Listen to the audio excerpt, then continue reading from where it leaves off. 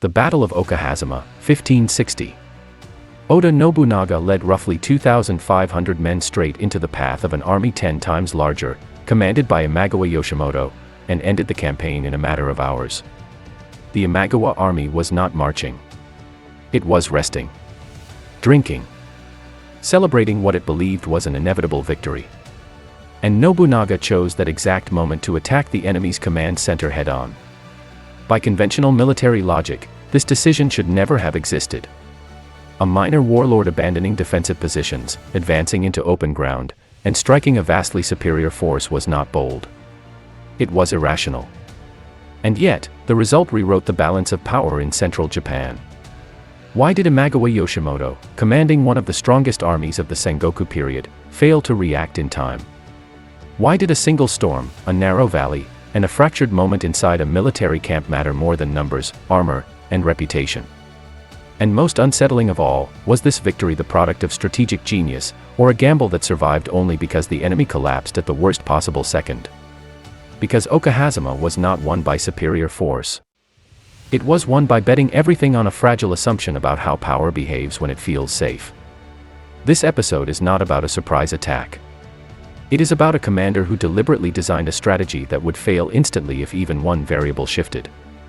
And in the sections ahead, we will dismantle the logic behind that decision, examine the risks that nearly destroyed it, and confront the cost that history often ignores. The strategic problem at Okahazama was not how to win a battle. It was how to survive relevance. Oda Nobunaga was not facing annihilation because Imagawa Yoshimoto was tactically superior. He was facing annihilation because the balance of power had already decided the outcome in advance. Imagawa's army was larger, better supplied, politically legitimized, and moving with momentum. If Nobunaga followed the expected path, delay, fortify, negotiate, retreat, he would not lose immediately. He would dissolve slowly. This is the trap that rarely appears in traditional military narratives. Sometimes the most dangerous moment is not when defeat is imminent, but when survival leads only to irrelevance. For Nobunaga, conventional defense meant being absorbed, sidelined, or erased later under more controlled conditions. That is why this strategy was fundamentally unorthodox. Not because it was clever, but because it rejected safety as a valid objective. Nobunaga was not trying to hold ground. He was trying to collapse an entire campaign by attacking the one component that could not absorb shock, the command structure itself.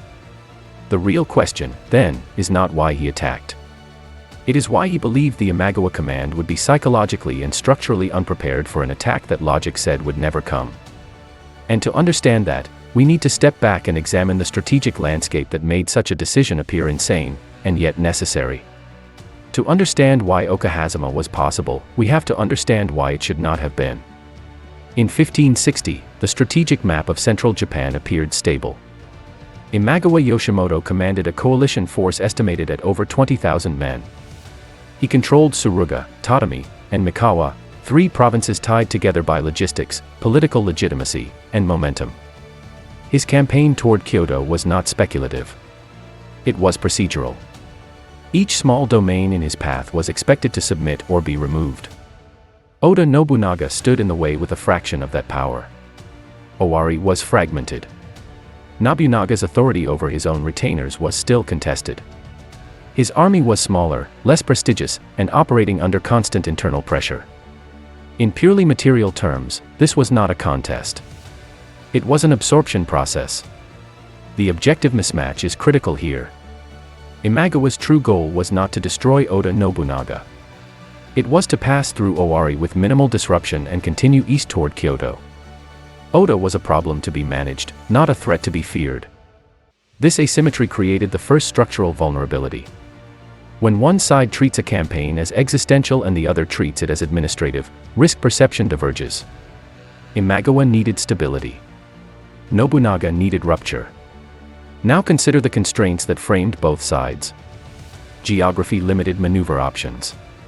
Owari was cut by narrow valleys, forested ridges, and irregular roads that slowed large formations. For a massive army, this meant dispersion and delay. For a small force, it meant concealment and speed.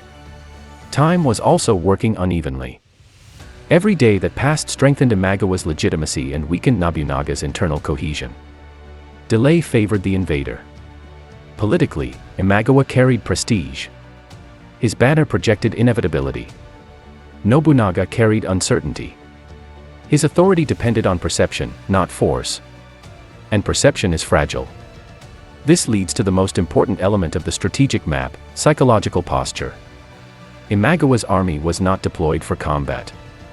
It was encamped. Resting. Celebrating minor victories along the route. Command focus had shifted from vigilance to administration. This is not negligence in the moral sense.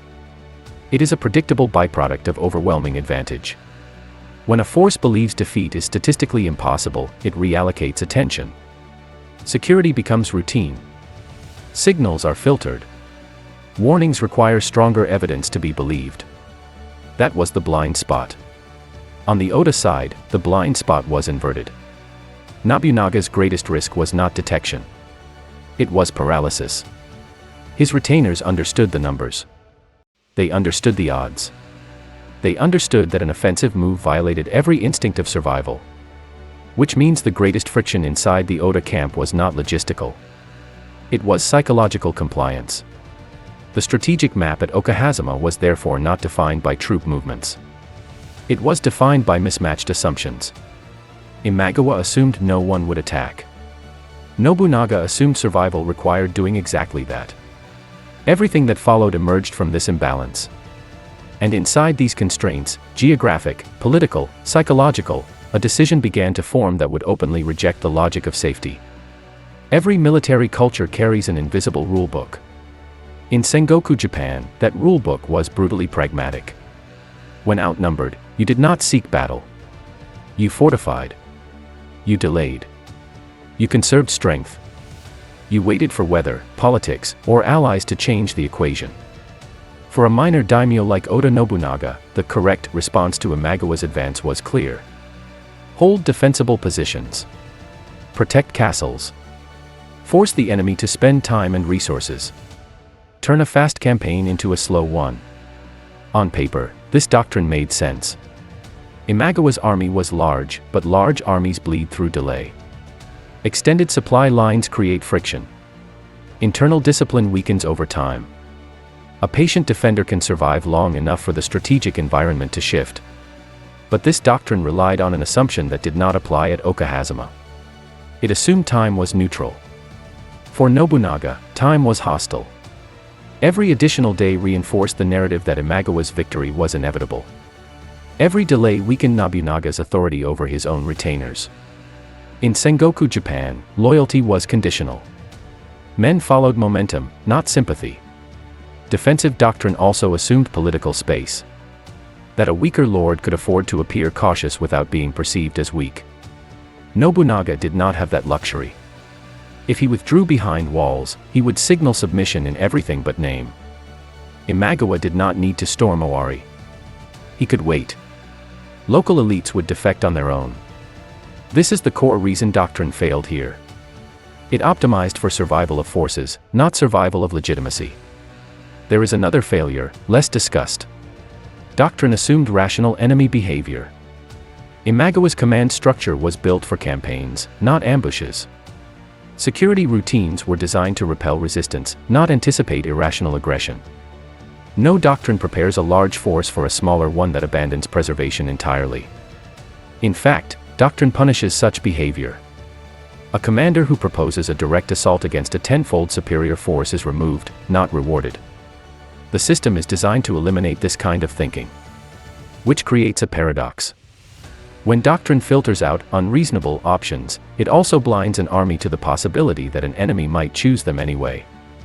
Nobunaga understood this instinctively. He was not fighting Imagawa's soldiers. He was fighting Imagawa's assumptions. If he followed doctrine, he would lose without a decisive moment. If he broke doctrine, he might lose instantly. But there was one scenario doctrine could not handle. A strike so illogical that the enemy's decision-making loop failed to activate in time. That is the space Nobunaga chose to operate in. And once that decision was made, the next question became far more dangerous: how does a strategy built on fragility actually come into existence? This decision did not emerge from confidence. It emerged from compression. Inside Nobunaga's camp, the strategic space was collapsing. Options were disappearing faster than they could be debated. Every conventional path led to the same end state: gradual political suffocation. The proposal to strike Imagawa's command was not presented as an elegant plan. It was presented as the only move that still contained agency. Resistance came immediately. Senior retainers understood what this meant. A frontal advance against a vastly superior force violated not just tactics, but social order. Failure would not be explained as miscalculation. It would be explained as recklessness. This is where the first hidden assumption enters. Nobunaga assumed that fear could be managed if the objective was narrow enough. He was not asking his men to defeat an army. He was asking them to reach a place. A single point. A single moment. This reframing mattered. A battle could not be imagined. A strike could. The second assumption was more dangerous. He assumed that Imagawa Yoshimoto's presence inside the camp created rigidity, not strength. Large armies orbit their commanders. When the commander is stationary, the system becomes centralized. Information flows inward. Decisions flow outward slowly. Nobunaga was not targeting a man. He was targeting a bottleneck. The third assumption was the most fragile of all. He assumed that Imagawa's army was not mentally deployed. Not unprepared in a technical sense. Unprepared in a psychological one. Victory had already been internalized. Alertness had been traded for ceremony. Security had become routine. This assumption could not be tested. It could only be believed. The internal debate did not resolve this risk. It absorbed it. Nobunaga's authority at this stage was not absolute. He could not convince everyone. He could only compel motion. And here lies the critical shift. Once the decision was made, retreat ceased to exist as an option. Not tactically. Psychologically. A strategy built on fragility cannot survive hesitation. If doubt spreads, the entire structure collapses before contact. This is why Nobunaga did not leave room for consensus. Consensus slows. Silence moves. The decision was therefore not refined until it was safe. It was executed while it was still dangerous. And that choice leads directly to the most unstable phase of all, translating a theoretical gamble into a real-world operation where every minor variable could end it instantly. On paper, the strategy was simple. In reality, it was structurally unstable. A small force would move fast, stay hidden, and strike the enemy's command location before the surrounding army could react. There was no margin for delay. No depth to absorb error. No fallback position. Every component of the plan depended on compression. Movement had to be silent. Routes had to remain unseen. Timing had to align not just with distance, but with behavior inside the Imagawa camp. This is where strategy leaves theory and enters physics. Nobunaga's force could not move like an army. Armies announce themselves. They carry weight, noise, and logistics. Instead, this force moved like a temporary distortion in the terrain. Equipment was minimized. Formation was loose. Command was decentralized just enough to allow speed, but not enough to lose cohesion. This created the first operational risk. Loose formations increase survivability during movement, but they degrade control at the moment of contact. If the strike fragmented on approach, there would be no second chance. The second risk was detection. Large armies are not blind, but they are slow to interpret anomalies. A few scouts missing. A sound dismissed as weather. Movement assumed to be local civilians. The strategy relied on these signals being misclassified. This is not chance. It is pattern exploitation. Imagawa's camp was not expecting an attack. Therefore, any signal suggesting one had to overcome institutional disbelief before action could follow. That delay window was the entire plan. Then came the weather. The storm was not merely cover. It was a sensory disruption. Rain flattened sound. Wind erased directionality. Visibility collapsed into fragments. But storms are indifferent allies. They do not wait. They do not synchronize. If the storm shifted early, movement would be exposed. If it lingered too long, timing inside the camp would change. If it weakened, the force would emerge without concealment. This was the most dangerous dependency. At this point, the plan had already passed the point of return. The approach route itself introduced another layer of risk. Narrow terrain protects against detection, but it also traps movement. If intercepted, retreat would not be possible in formation. Collapse would be immediate. This is where the true nature of the gamble becomes clear. The plan did not fail gradually. It was binary. Either the force reached the command area intact and fast enough to disrupt decision-making, or it ceased to exist as a fighting unit. There was no prolonged engagement scenario. Inside the Imagawa camp, meanwhile, reality was drifting away from readiness. Security existed, but it was passive. Guards were present, but not oriented toward threat recognition. Command staff were occupied with administration, not anticipation. This is a subtle but critical distinction. An army prepared for battle distributes attention outward. An army at rest pulls attention inward. Nobunaga's force was not fighting soldiers. It was racing against the enemy's internal reaction time. The moment of contact was not a clash of formations. It was a rupture. Confusion preceded resistance. Orders lagged behind noise. Chain of command tried to activate under conditions it was not configured to handle. And this is where the first microcollapse nearly occurred. Identification. In chaos, recognition becomes lethal. Small units risk being mistaken for friendly elements. Momentum can stall in hesitation. The strike only survives if violence is immediate and directional. Any pause invites containment. This is where leadership at the tactical edge mattered. Nobunaga's presence, or at least the clarity of intent transmitted downward, prevented hesitation. The objective was not territory. Not attrition. It was termination of command function. Once that function fractured, the surrounding force lost coherence faster than numbers could compensate. But even here, the plan was seconds from failure. Had Yoshimoto relocated moments earlier, the strike would have decapitated nothing. Had a reserve unit reacted autonomously, containment could have formed. Had communication lines held even briefly, the window would close. Execution did not succeed because it was flawless.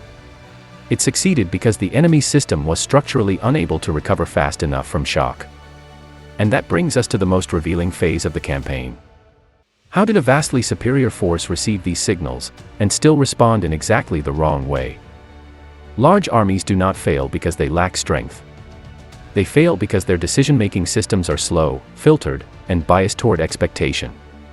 At Okahazama, the Imagawa command did not ignore warning signs. It misinterpreted them. This distinction matters. Noise reached the camp in fragments. Unclear reports. Sudden movement. Sounds that did not fit a known pattern. But these signals collided with a dominant assumption: no rational enemy would attack. When assumptions are strong, information must be overwhelming to override them. What Imagawa received was not overwhelming. It was ambiguous. Ambiguity is lethal to centralized command. Reports moved upward. Each layer softened urgency. Each officer recalibrated risk based on doctrine and probability. The structure did exactly what it was designed to do: filter out unlikely threats. This is the first point of failure. Imagawa's command system required confirmation before action. Confirmation required time. Time was the resource Nobunaga was consuming. When resistance finally formed, it was local and uncoordinated. Individual units reacted, but without shared orientation. There was no synchronized countermovement. The second failure was doctrinal. Imagawa's army was structured to repel frontal resistance. Perimeter defense assumed external pressure. It did not anticipate internal rupture. When the command area was breached, the system had no rapid reconfiguration protocol. There was no script for command compromised. This is where superiority becomes paralysis. Units waited for orders that never arrived. Subcommanders hesitated to act independently. Initiative was suppressed by hierarchy. And hierarchy collapses fastest when its apex disappears. The death of Yoshimoto was not symbolically decisive. It was mechanically decisive. Orders stopped. Certainty evaporated. The army did not know whether it was losing, reorganizing, or transitioning. In that vacuum, rumors traveled faster than commands. This is the third failure. Psychological contagion. A large force at rest has poor emotional inertia. Shock spreads faster than discipline. Fear multiplies because individuals do not know where authority has gone. Small groups began to withdraw. Others stood still. Some attempted resistance without coordination. Each action contradicted the next. What should have been a containment response became fragmentation. From the outside, this looks like chaos. From a systems perspective, it is predictable. When a force is optimized for control rather than adaptation, it cannot absorb surprise. It breaks. The tragedy for Imagawa is that even partial adaptation might have been enough. A rapid rally point. A delegated counterstrike. A commander with authority to act without confirmation. But none of these mechanisms were active. Not because of incompetence. Because the structure had never needed them. This is the cruel irony of overwhelming power. It trains you for the expected, and blinds you to the impossible. By the time the Imagawa army understood what was happening, the campaign was already lost. Not tactically. Structurally. And yet, victory did not come without cost, nor did it guarantee the future. The immediate outcome of Okahazama was clear. Imagawa Yoshimoto was dead. His army disintegrated. A campaign that had appeared inevitable collapsed in a single afternoon. But strategic outcomes are not the same as strategic profits. Nobunaga did not defeat the Imagawa army in the conventional sense. He shattered its coherence. The difference matters. The collapse was not uniform. Units withdrew in confusion. Allied lords recalculated loyalties. Momentum reversed faster than it had been built. For Nobunaga, the victory created space. Political oxygen. Legitimacy through shock. But this space was narrow and unstable. The first cost was human.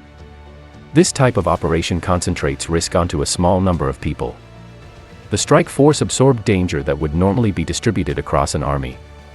Casualties, even if numerically limited, were existential. There were no reserves to replace them. Losses inside the Imagawa camp were magnified by panic. Men died not only from violence, but from disorganization. Retreat routes collapsed. Coordination failed. These are the deaths history counts poorly. The second cost was psychological. For Nobunaga's retainers, survival reinforced belief, but also fear. They had crossed a line. They now followed a leader willing to gamble their lives on assumptions, not certainty. This creates loyalty, but it also creates tension. Every future campaign would be judged against this precedent. Every delay would feel like hesitation. Every cautious move would feel like betrayal of identity. Nobunaga had defined himself as a commander who breaks rules. That identity is difficult to sustain without escalation. The third cost was strategic rigidity of a different kind. Success narrowed perception. The lesson that boldness works is seductive and dangerous. It risks turning context-specific success into generalized doctrine. Okahazama worked because of precise alignment. Enemy psychology, command structure, weather, timing, and internal pressure. Remove one element, and the strategy collapses. This is the hidden price of myth. Finally, there is the cost history rarely acknowledges. If this strike had failed, Nobunaga would not be remembered as reckless. He would be remembered as irrelevant. His lineage would vanish quietly. There would be no record of the idea, only the result. Victory preserved the narrative. Failure would have erased it. This asymmetry distorts how we interpret the past. We study Okahazama because it worked. But its logic is inseparable from its fragility. And that raises the final question this campaign forces us to confront: what, exactly, does Okahazama teach us about strategy, and what does it dangerously tempt us to misunderstand? Okahazama is often remembered as a lesson in audacity. That is the shallow reading. At its core, this campaign is not about bravery, speed, or surprise. It is about strategic asymmetry and risk acceptance. Oda Nobunaga did not win because he was stronger. He won because he was willing to operate in a risk space his opponent could not mentally enter. The decisive factor was not the storm, not the terrain, not even the assassination of Imagawa Yoshimoto. The decisive factor was the collapse of Imagawa's decision loop. Imagawa's system was optimized for continuity. It assumed threats would be proportional, predictable, and externally visible. Nobunaga violated all three assumptions at once. This is the first principle Okahazama reveals. When a system filters out unreasonable actions, it becomes blind to adversaries who abandon self-preservation as a constraint. Doctrine does not fail because it is wrong. It fails because it excludes outliers by design. The second principle is more uncomfortable. Unorthodox strategies are not superior strategies. They are fragile strategies that exploit rigidity elsewhere. Okahazama worked because Imagawa's command structure was centralized, ceremonial, and psychologically relaxed. Against a more decentralized force, or one already conditioned for internal rupture, the same move would have resulted in annihilation. This matters because it limits what can be learned. You cannot copy Okahazama. You can only recognize the conditions that made it possible. The third principle concerns leadership under compression. Nobunaga's decision was not made in a vacuum of options. It was made because every conventional path led to slow extinction. This is a pattern that repeats across history.